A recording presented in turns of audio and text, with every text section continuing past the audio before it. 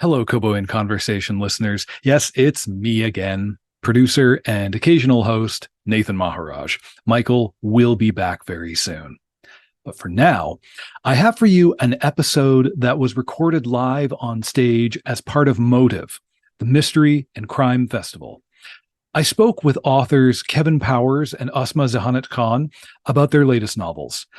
Each introduces us to people involved in the criminal justice system, working on violent crimes that have far reaching geopolitical causes, informed by each author's own unique perspective and experience.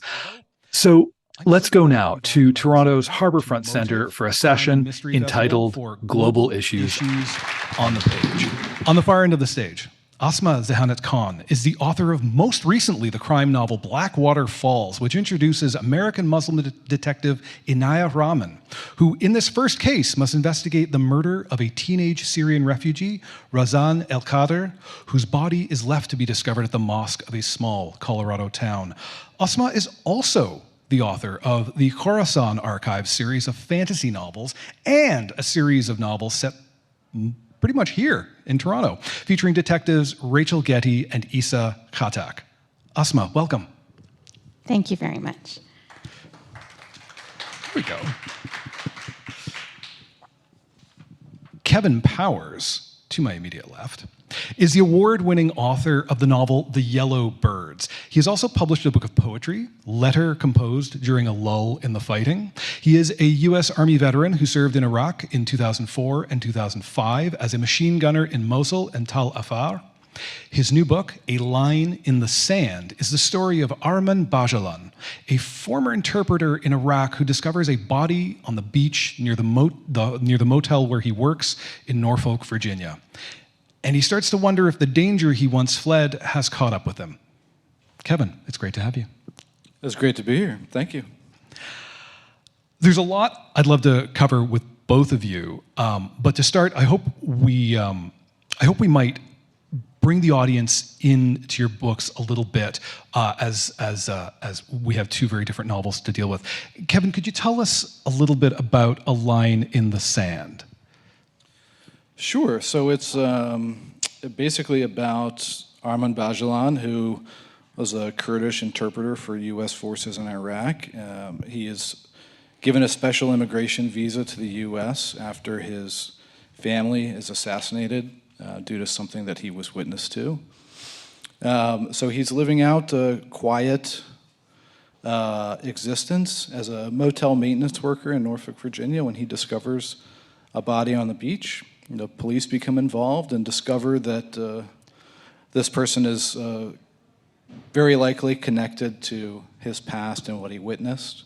A newspaper reporter is also drawn into this investigation, and ultimately you see that there is an involvement of a defense contractor who is up for a government contract, and that may be one of the reasons why this person ended up dead for Arman to discover. So,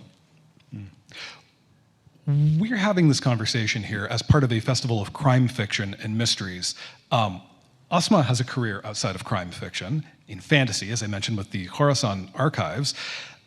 Kevin, you've published historical fiction and poetry in addition to The Yellow Birds, which I mentioned earlier. I want to know from both of you, what is it about crime fiction that lets you do things you can't or wouldn't want to do in other genres? I guess, Kevin, we'll start with you, and then we'll dive in with Ausma. Yeah, and I guess I wondered what it would be like to write a book that people actually might read. So that's partially true, but no, it's kind of a weird way that this developed for me. So I was on my book tour for my last book, and I was in a motorcycle accident.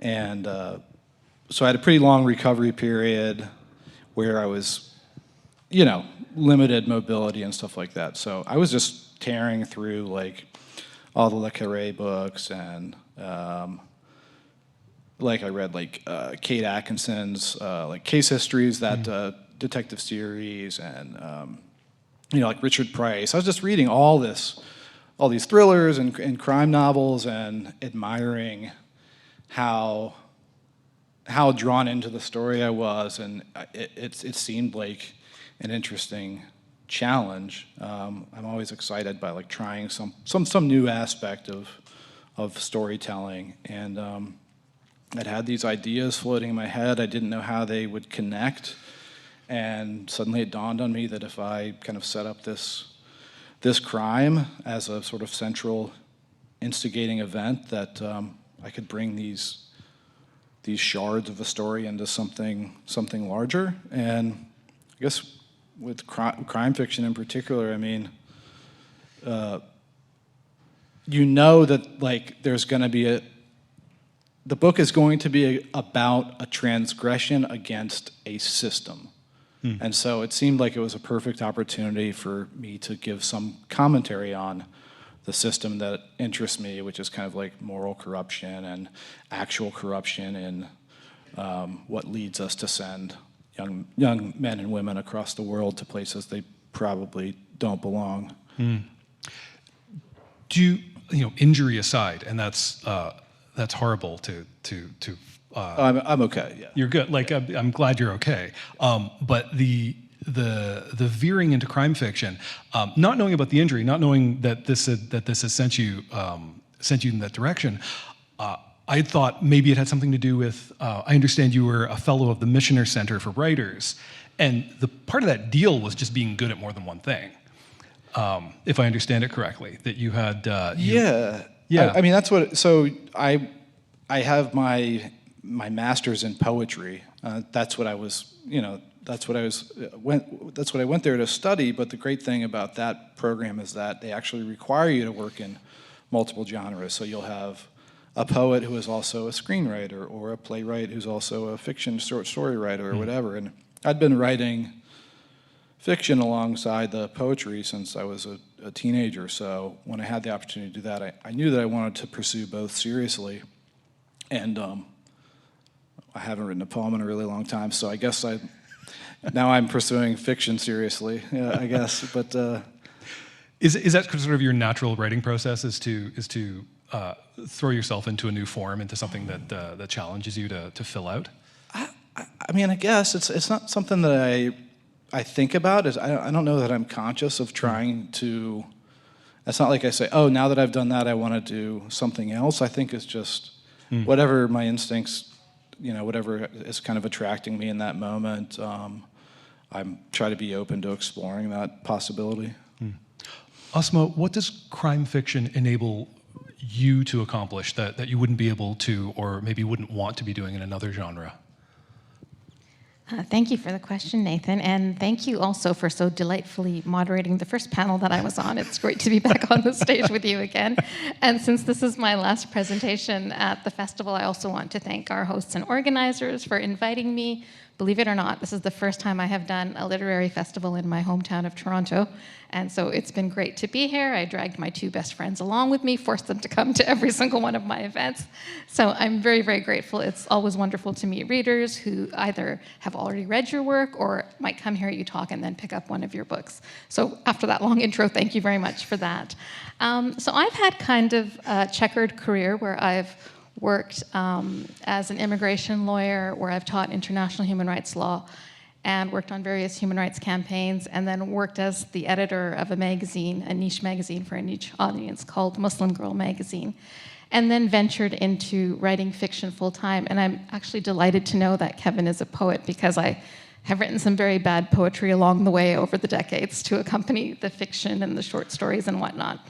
And I think part of that process as a writer, as you're developing your skill set and your strengths, is to experiment across genre and see what you're good at and how well you can learn. For example, to write a poem is a very, very difficult thing. I met a fellow poet. I'm not going to call myself a poet.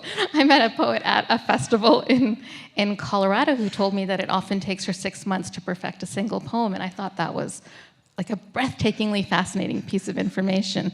But what attracts me to crime fiction, and I think is the thread of continuity in everything I've done in my career and my history, is the pursuit of justice and my interest in and passion for human rights. And so I've been a lifelong reader of crime fiction. It's a genre that I absolutely love. I'm very familiar with the conventions and the tropes. And I always thought that when my time came, when I could sit down and write consistently and not be practicing law, that I would want to write a crime novel, partly because what I love as a reader is the challenge of solving the puzzle and trying to beat the writer to the ending, but then being very upset if I could beat the writer to the ending. And then the second part is that just structurally, the crime novel is about the pursuit of justice, either for an individual or for a community. And that's something that lends itself very well to my background and the things that I'm interested in writing about. So my first crime series, the Zehanat and Rachel Getty series, which is set largely in Toronto, also each book has an international dimension where I'm able to talk about thematically global human rights issues. So for example, I'd written a book on the Bosnian genocide. I'd written one on the plight of political prisoners, one on the Syrian refugee crisis. So the fact that this format, this genre exists, and that you can be so inventive and genre bending with it, I think is what gives me a lot of freedom and also a sense of homecoming when I'm writing a crime novel. Mm-hmm. You mentioned the Khatak and Getty series. As your new book, if I'm like playing publicist now for you, I'm pushing the new book, Blackwater Falls, yes. Set in Colorado. Is it as amenable to the injection of those global themes that fueled you through those many novels already? Or do you not know yet? I mean, we're 2 books in. Second one's out in November, by the way. So I'm a bookseller by trade, so if a book's up, I'm going to try. How does Inaya Raman's story facilitate that passion you have for delivering those themes through narrative? That's another fabulous question, Nathan. Because when I set out to write it, it was a book that I wrote during the pandemic, and I was interested at that point in civil rights issues in the United States.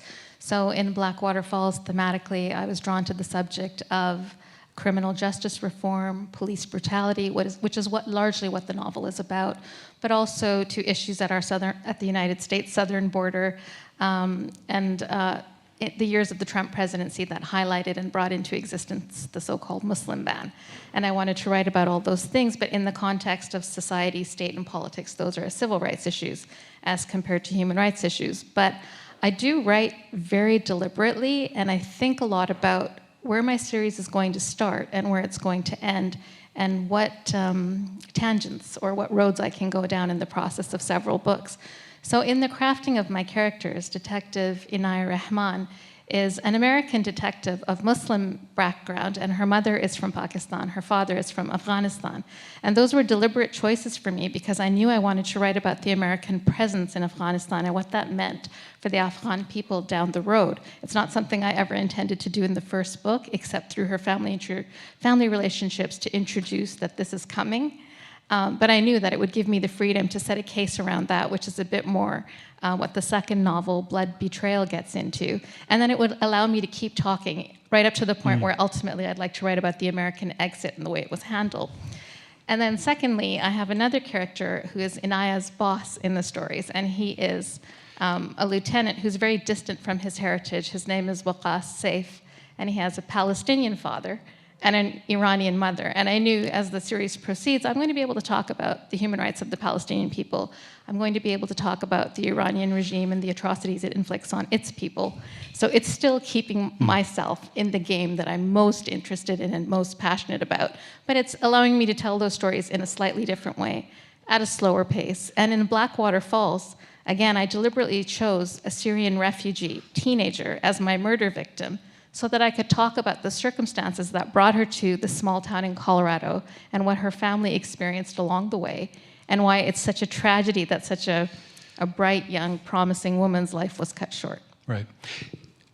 There was, I don't know if you all caught this, but there was a moment as Ausma was answering that question where she did a very lawyerly thing that I want to drill into, and very casually was like, well, that's a civil rights issue and that's human rights.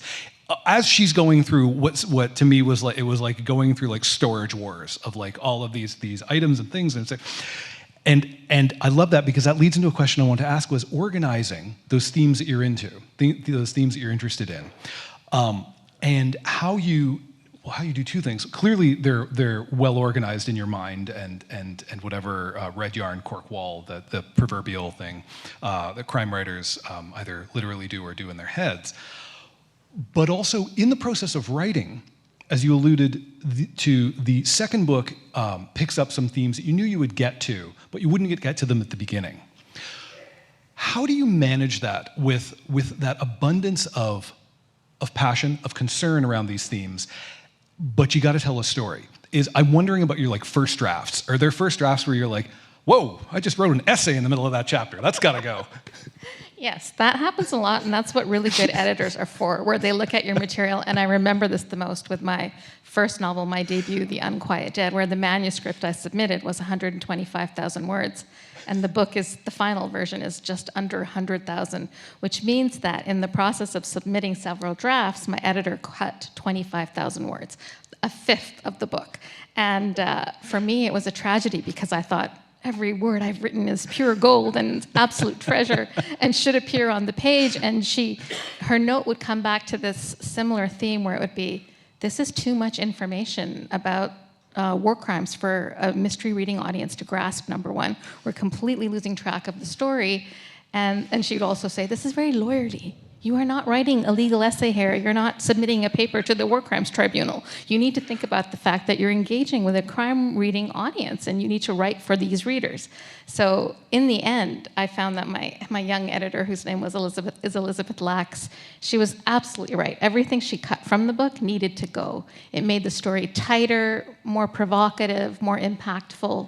And it was kind of me learning the lesson as a first-time published writer that less is more, or less can be more, and that you don't need to beat the reader over the head with tragedy. They're quite capable of making inferences for themselves and expressing their empathy without me doing all this hand-holding.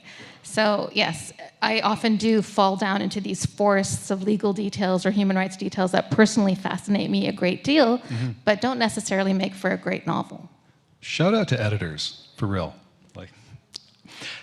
Kevin, I want to come back around to this question that I asked earlier. What is the engine for your work? Do you carry with you a set of themes that you wish to explore and see if you can get them out in the next piece of work? No, I have some kind of, usually some image or some fragment of a sentence or a character, some small part that just as like a pebble in the shoe, where I just can't stop thinking about it. And for me, the writing is an opportunity to kind of discover what it is about that. And so in that process, usually the theme sort of reveals itself. And it's very often I'm as surprised as everybody else, that, I wasn't necessarily planning to write a book about, the corruption of private military contractors and the reasons why the U.S. government chooses to go here and there and everywhere. It actually started, the initial idea that I had for this book was about a young girl who ended up becoming Detective Catherine Wheel, but it was a young girl walking through the mountains of Virginia with her father, and he kind of tells her this brief story about an experience he had in the Korean War. And it became a book about Kurdish immigrant to the United States who was witness to a war crime. And how I got from there to the other, from one point to the next was basically just, wandering into a fog of uncertainty and, just clawing my way to the next, the next sort of image that was clear to me and seeing how they could connect. And I put together a very loose outline, and for me, the only question is how soon I'm going to discard it, I always end up surprising myself where it goes. I would love to plan something out and be able to stick to it, but I think I'm too scatterbrained or something. I don't know. Yeah. It's a poet's mind. Probably. Yeah. Have you, in that intuitive exploratory process where I think as it would be fair to say you sort of come to learn what it is that you think, what it is that you feel, maybe? Yeah, sure. Has that surprised you? Do you end up seeing maybe, moral conclusions that land a degree off of where you thought things sat? Oh, yeah, absolutely. I mean, I'm pretty, with this book in particular, I know where my sympathies lie, and that's, I think, probably clear to anybody who reads the book. But, without giving too much away, I mean, one of the choices that Detective Wheel makes towards the end, I don't know how I feel about, and I tried to leave that that uncertainty in the book, whether she made the right decision or the wrong decision, whether it could be morally justified, even if it was not legally justifiable, So I am always, it's always a process of discovery. I think if it wasn't, I think if I knew ahead of time, I wouldn't be interested enough to do it. The story of Armand specifically, this man who finds a body on the beach, who has worked as an interpreter in Iraq, who has seen something that maybe he wishes he hadn't seen for a variety of reasons, because now people know he's the man who saw too much. Is a character, when you write a character like that, is that a story that is kind of bouncing around in your head for a while, or is it more a device of, you need to inject peril, you need to inject a certain kind of conflict, and you draw on that? No, I mean, with him in particular, I mean, he's not based on any specific person, but I mean, I spent a lot of time around, I was in an area of Iraq that has a very strong Kurdish population. I was around Kurdish translators. I spent a lot of time in, just around Kurdish people, and I developed an affinity for, the cause of Kurdistan. And I don't know. So, I mean, of the many things that I felt, kind of inner conflict and guilt and shame about my own experience, my own participation in the U.S. involvement in Iraq, a lot of that sort of was concentrated in, like, seeing what these people had to deal with based on choices that, my representatives made, and feeling, I don't know, not like telling this character story is going to make any of that right. It's not. But it's one way that I can sort of acknowledge and express that that's real to me, Yeah. And I mean, I don't know. I mean, some of it just comes out of, like, I remember being on guard duty with this guy and ended up having a conversation about The Great Gatsby because he was a student of literature at Mosul University, and just thinking about that sometimes is sort of doesn't go away, that feeling of responsibility or whatever. It strikes me that a theme of the book, that Armand is part of the labor of waging war. His work as an interpreter is part of this agenda. It's completely unfair in the cost it takes from him, and then on the flip side in the book we've got Decision Tree, the corporation Decision Tree. Great name. Thank you. Full of Catherine Wheel Detective, Decision Tree Corporation, just chef's kiss. It's earning literally untold sums. There is literally a scene in which a congressperson tries to make them name the number, and the guy can't quite tell you how fabulously wealthy they become off of defense contracts. How naturally like, I'm doing that like literary student thing of, like, oh, I'm seeing themes, and here's a Marxist analysis of, like, labor.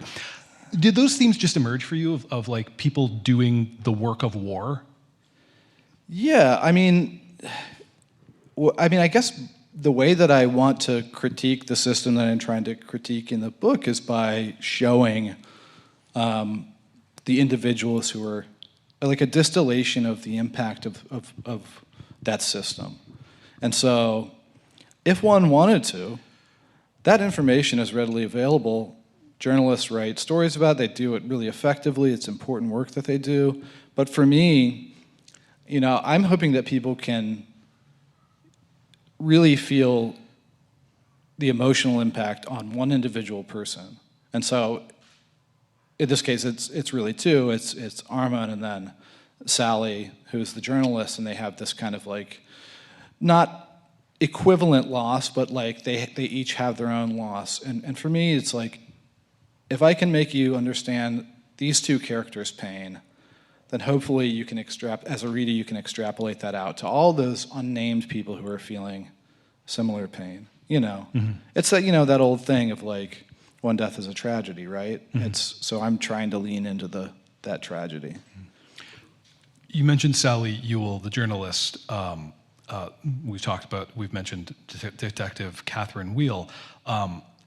Notably, they are not veterans. Where Armand comes with having been in it, they're adjacent. Well, Catherine Wheel, for her, it's I think she describes it as her knowledge of military is basically arresting drunken soldiers when they get out of hand.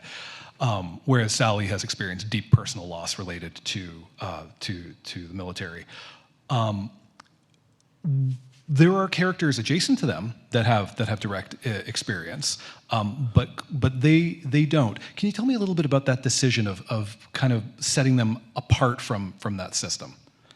Yeah, I mean, I guess in some ways it's like trying to create my own distance, because I have all these personal experiences that are so close that I think maybe I'm not. It prevents me from seeing things in the way that I would need to. And so just creating a character who has distance, if I force myself to think from their perspective, hopefully it'll give me, I mean, nothing like objectivity, but it'll let me see things from a different point than just where I'm standing, Because, I mean, and honestly, like, I'm not at all that interested in my own perspective, I sort of, like, I kind of want to get a different perspective, and the great thing about fiction is that it allows me to attempt to occupy those different perspectives and learn something, and hopefully part of what I learn will be evident on the page to a reader, and I can sort of transmit that experience of growth or whatever it is, Right, but we still have I think Lamar is the name of, and he's kind of adjacent to it. Sort of, can you sort of speak a bit to including him in the mix in that regard? Yeah, I mean, I wanted there to be people who were kind of familiar enough with their adversary, but not so familiar as to arrive at the answer too quickly, Yeah. So, Lamar has some knowledge of, he's a veteran, he was in war, but he wasn't in a high up enough position to really understand how these private military contractors are deployed, and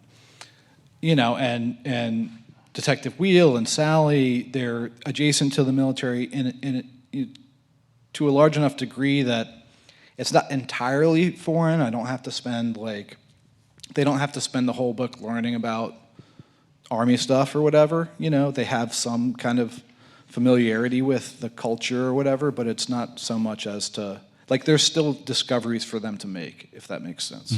Yeah. Ausma, how did writing about Toronto, how did that aid drawing out the topics? Is Toronto an easier place to pack in the panoply of legal themes, of social themes that you're interested in? Or was it just like, write what you know, and here I am in Toronto at the time, and that's what you did? I actually wasn't in Toronto at the time, but I've always thought of the city as my hometown, even though I've lived a lot of places. This is where I've lived the longest, but in the GTA, so not right downtown. But it's a city that I love, and the reason that I set the series here is you're partly right. It was the familiarity of it, of some things that I didn't have to learn and that could easily just rely on for backstory or context or atmosphere, but also because I thought that Toronto is the city that would produce a man like Zehanat, who evolves out of that momentum that multiculturalism has gained in this country over the past few decades, and who would feel, like I do, very much at home in his own skin and in his community, but also as part of a network of different kinds of communities. And I wanted that kind of man because as my lead detective, because I thought there's no question then of belonging. I don't have to explore that sense, that side of Issa. He's not justifying anything. He's not trying to place himself anywhere. But also because he had this kind of global perspective, because he has such a rich heritage himself. He relates to so many different people and communities. He relates to all inheritors of the Islamic tradition across the globe. And a lot of my, the human rights issues that I'm interested in are focused on places in the Muslim world. So he was a great interpreter of those social justice issues that I wanted to bring to the page. And he was also a really good way to, a medium for humanizing things that seem very complex and complicated. Like, for example, when we see the full scale of the Syrian refugee crisis, it has so many different angles to it. It's almost impossible for a single person to grasp what's going on and what's led to, the country essentially being dismembered and so much of the population being internally displaced and 6 million refugees and so on. But when you have someone like Issa interacting human to human through the cast of characters that he'll interact with or interview, it's much more easy to understand. In many ways similar to what Kevin's saying, is you tell the story of two people's pain, and then maybe you're able to grasp all the other people who are experiencing similar things, their pain, or you're able to see it on a bigger scale, but it becomes very intimate and personal for you. And I think that's one of the great gifts of literature in general, is the ability to bridge distances we otherwise would not bridge.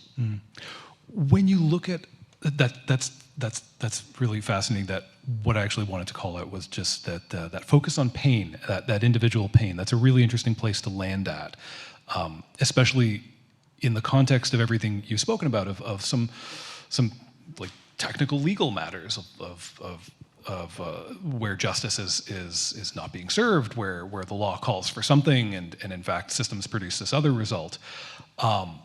To focus on the pain of the individual. Can you tell me a bit about where that comes from? That feels like that feels like a remarkable thing to sit in the same mind that can comprehend the full technical scope of it all. Has it always been something for you? Has it always just run alongside of deep empathy and sort of mastery of on a conceptual level? I wouldn't know about mastery, but thank you for that. But I will say that I am the daughter of South Asian parents who were heirs of the partition era.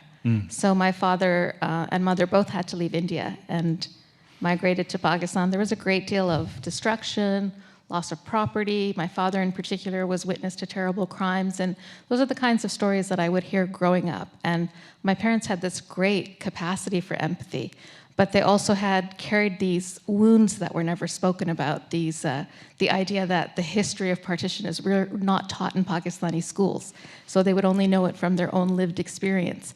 And then in the case of my mother, it fostered this feeling of India is the eternal enemy. It gave me nothing, and Pakistan gave me everything. And then when you're growing up in a multicultural society where you might be Muslim, but your best friend is Hindu, it really makes you look at every issue from a multiplicity of perspectives. So there was that idea that people suffer, they lose everything. My parents lost everything, particularly my father. He lost family, he lost his home. He had to learn a new language to settle in his new country. He didn't have papers. He couldn't get placed in particular places because of his ethnicity. So I knew that struggle, not personally, but I was adjacent to it. And my father was the most optimistic and positive person I'd ever met in my life. And I wanted to know, how could someone go through that much suffering and that much tragedy, yet not make their entire life about that? So I think that's why I always had that interest in pursuing and studying and learning about human rights. And then my parents had a tendency of, taking us to things. I remember when I was 9 years old, they took me to a Christian church to hear a human rights activist who'd come from El Salvador to talk about the struggle in her country. And when you're young and impressionable, those things really stick in your mind, and they showed me lots of films, lots of documentaries, and they were also particularly connected to the global Muslim community, which is something we call the Ummah. And it's something that my detective Issa Khatak thinks about a lot, his connection to other members around the globe who mostly live lives of terrible suffering, inequality, deprivation, or oppression. And so as a young Muslim growing to become a woman who'd become a young activist, that sentiment was placed in me early. And so I was interested in the questions of why are so many Muslim populations around the world targets of oppression, of genocide, as in Bosnia, or now the Uyghur population in China. And I wanted to explore those issues through the lens of my detective, from a very personal and intimate level of someone who's like, I share all these same beliefs, but I'm so free from all of the things that these people are suffering, and I want to explore why that's the case. So I have to ask, I mean, you could just write detective series, but you've got this fantasy series that runs alongside, which I mean, first of all, I'm not sure you experience time the way the rest of us do, because I don't know where you'd find it. Can you tell me a little bit about what writing the Khorasan archives allows you to do, maybe that you don't get to work through in a detective novel? Wow, that's another phenomenal question, and I hope you all are prepared for an extremely long and wordy answer, because here it comes. Yes, never write a writer of epic fantasy a question unless you're ready for the answer. Are you ready for the world building portion? No, I'm just teasing. But so as I wasn't conscious of this at the beginning, but I realized by the end of the Khatik series, 5 books, 1 novella, and 1 short story later, that this is what I had been doing. I had been writing this series set in Toronto with a lead Muslim character who's not a terrorist, who's not a wife beater, who's not abusive, who's not oppressive, who's kind of a counter narrative, the embodiment of a counter narrative about Muslim communities and Muslim men in particular. And I'd been writing him not so much for me and my communities, but for the Western gaze, as a way of countering Islamophobia, both locally and globally. Because if you see, this is the experience I've always had reading literature, that the minute I'm able to step into somebody else's mind, somebody else's home, I empathize so much more deeply with their history, their struggle, and I'm much more curious and open-minded about it. And I wanted people to feel that way about Isa Khatak as a character, about the communities I come from, and then to engage with those communities very differently. So I didn't realize it at the time, but I can see now, looking back, that that's how those books are written. But with the Khorasan archives, so with the detective series, I had to be so careful about the way I said things. I had to provide so many context clues. And I was also thinking about, when you want to build bridges, you try very hard not to offend people. You do it in a delicate and intricate, layered kind of way. You try to be nuanced about it. You try to be sensitive to a wide range of perspectives. But with the Khorasan archives, I wanted to be really self-critical about the communities that I come from. And so ethnically, I am a Pashtun woman, or as we say in Urdu, Pathan. And I don't know if you guys have ever heard of Pashtuns, but they make up the Taliban primarily. So those are the communities that I come from. And 2 generations ago, the women of my family lived in a deeply patriarchal society, entirely controlled by the men in their lives, and in a deeply tribal society. So for example, my maternal grandmother, when she was married, didn't walk outside her home for 10 years. So 2 generations, migrations later, and I wanted to talk about, well, now the Taliban has risen in Afghanistan again, the 2nd time, and it's oppressing women, it's oppressing minorities, all other ethnicities. So the Khorasan archives is a fantasy world that is very much based on the experience of Pashtun women under Taliban rule. And it's about this quest of these women mystics to overthrow this religious patriarchy, but by using their religious text as a means of liberating themselves, rather than as a group like the Taliban would use it in these very oppressive and limiting ways. So it was a much more, in one sense, it was very freeing, because I wasn't giving context clues, I wasn't watching language, I wasn't being sensitive. There's no puzzle to build. There's no puzzle. I was being very direct, but and I was drawing on the richness of the entire Islamic civilization, its history, its religious traditions, its touchstones, in telling this story, so that alongside telling you about this oppressive patriarchy, I'm also shining a light on how beautiful things have been and could be. And how women, once they take their power into their own hands, can entirely alter the fate of a civilization. So I was challenging things that are difficult to challenge when you're writing about Muslim societies, but by casting them in this fantastical world along a broken Silk Road 1,000 years in the future, it gave me a little more freedom to do that, and it gave me great joy in writing about a tradition that I know so well, that I felt would be interesting to a Western audience that primarily might read fantasy based on Nordic or European world building and mythology. It would be something different. And it would also allow me not to hold such a tight rein on myself as an author. That was my long, wordy answer. I'm going to go buy all those books now. Yeah, that sounds great. It's like, yeah, it's, yeah. I know, as I mentioned, I know we're revisiting Detective Rahman shortly. Blood Betrayal is out soon. You can pre-order it now. Kevin, you've built this. You've got Catherine Wheel. You don't play to play that chip and walk away. Like you've named a detective Catherine Wheel. Like you got. Are we going to go out on another adventure with her in Norfolk Beach? I have entered the fog of uncertainty, and I started writing another book where she's the primary character. Okay. You know, the story is very different, and the kind of the system that I'm looking to interrogate is different. You know, at the end of the book, she's in a kind of different position. So she's also in a different position. She's kind of like returned to her home, and it's more of a cold case story about migrant workers who used to follow the seasons up and down the East Coast.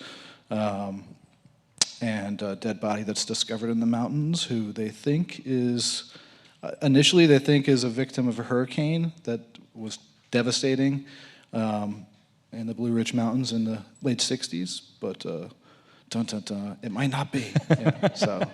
Are you having fun? I'm having a lot of fun. It feels weird to have so much fun writing about dead people and murders, but yeah, it's this may be your awakening. Is like, no, it's really satisfying to think about. You know, is this gonna be exciting for the reader? You know, yeah, it's a fun, like the puzzle aspect of it is really interesting to me, and you know, like Ausma was saying, like finding those opportunities, like how delicate can I be? You know, where can I sort of weave in, you know, the stuff that I am looking to present a critical eye on, you know? It's like, how do I do that without being didactic and making it exciting? And I don't know if I'll stick with this, but I set myself a challenge of having fewer gunfights, because there's lots of gunfights in this book, and I was like, well, I wonder if I could keep it exciting without having people constantly shooting at each other. So we'll see. I don't know. Yeah. Are you? I guess it's your first novel of carrying a set of characters forward. That's true. Yeah. I mean, this is a weak question, but what's that like? Well, it's nice to know her or feel like I know her. You know.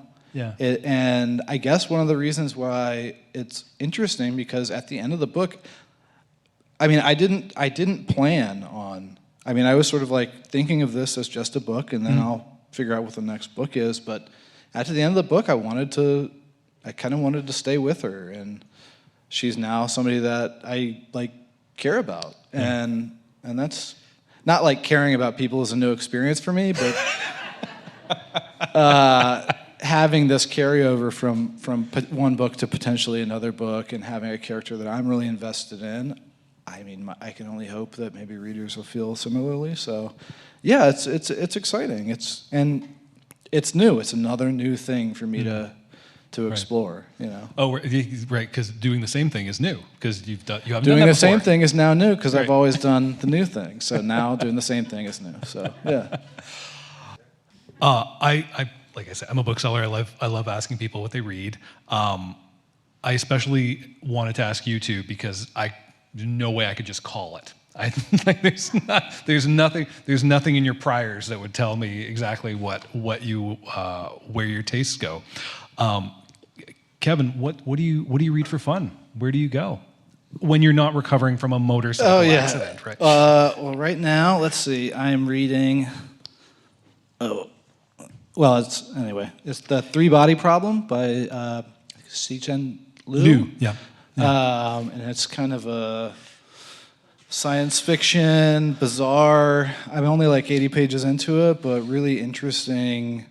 It assumes a certain like technological proficiency that I may not be meeting the standard of, but really fascinating. I recently finished Cormac McCarthy's two books that he kind of released in tandem. I thought those were really amazing. I mean, I've been reading a lot of stuff about Jeffrey Epstein, which is sort of possibly for research, but I'm also like, it's my one little conspiracy that I kind of actually believe in, so I'm like reading about that. So I go all over. Yeah. Ausma, when you're not on deadline for something, with that spare 20 minutes a year, I guess, that you have, like, what do you pick up? Okay, this is going to shock you, but I read a book a night, no matter what deadline I'm on. I cannot go to sleep until I've read a book, but it's 99% of the time that book will be a romance novel. So it's quickly, easily digested, and it always leaves me feeling extremely happy at the end. So lately, I have fallen down this rabbit hole where I'm reading something I thought I would never read because I am so anti the military-industrial complex and so anti the criminal justice system in the United States. But I have started to read endlessly, novel after novel, military romances, and I have to tell you, I am enjoying them thoroughly. But generally speaking, I read yes, I am. I know all these new military terms that I never knew before, like 5x5 and beat feet and stuff like that. I didn't know military romance was a thing. It's such a thing. Wonderful, yeah, it's a wonderful genre. Sex with a Navy SEAL, come on, it's pretty good stuff. But, the sweetness of forbidden fruit. Huh? Yes, exactly. But primarily, I read crime fiction because it's my favorite genre. I love to read it, and I have like at least 40 favorite authors who write series. So when their books come out, I read the latest installment. But in terms of literary fiction, two or three that I've read that have really stayed with me is Omar al-Akkad's What Strange Paradise. It was the Giller Prize winner here in Canada. It's a beautiful book about a Syrian boy who's a refugee who washes up on a Greek island, and it has these magical realism elements to it, but it's a beautifully told story about the Syrian refugee experience. Stunning, heartbreaking. And then a book I recommend to absolutely everybody I meet is Anthony Marra's A Constellation of Vital Phenomena, which is not a crime novel, but so brilliantly puts together the plot of a crime that it should be a crime novel. But not only is the writing superb, exceptional, incredibly empathetic, dramatic, but it's a story about the Russian experience in Chechnya and the brutal intrusion of Russian forces into Chechnya and what they did to the Chechen people. And I know from experience, though I'm nowhere near a writer of Anthony Marra's caliber, that those kind of novels are extremely difficult to write without coming across as didactic, depressing, message novels, and so on. But the way he's done it is so lyrical and so moving and magical. If you've never read A Constellation of Vital Phenomena, it will get you reading these kind of novels for the rest of your lives. So that's another one. I've had that recommended to me by a very annoying ex-colleague who has great taste, and he's a great guy. He's Santiago. If you wind up listening to this recording, I'll read the Anthony Marra. Thank you, Kevin. Thank you, Ausma, for such a great chat. On behalf of the Toronto International Festival of Authors, thank you, everyone here, for joining us at this event at the close of Motive, the Crime and Mystery Festival. Thank you all for coming out. This has been great. Thanks, Nathan. Thanks, you. Ausma. Thank you to you, and Thanks, thank you y'all. to Nathan. Appreciate it. From the stage of Motive, the Crime and Mystery Festival, that was me in conversation with novelists Ausma Zehanat Khan and Kevin Powers. If you enjoyed the live vibe of this episode, subscribe so you don't miss the next time we hit the Harborfront stage, and scroll back to see other episodes recorded in front of an audience. This episode was produced by the good folks at the Toronto International Festival of Authors at Toronto's Harborfront Centre, with some post-production by me, Nathan Maharaj. Thank you for listening.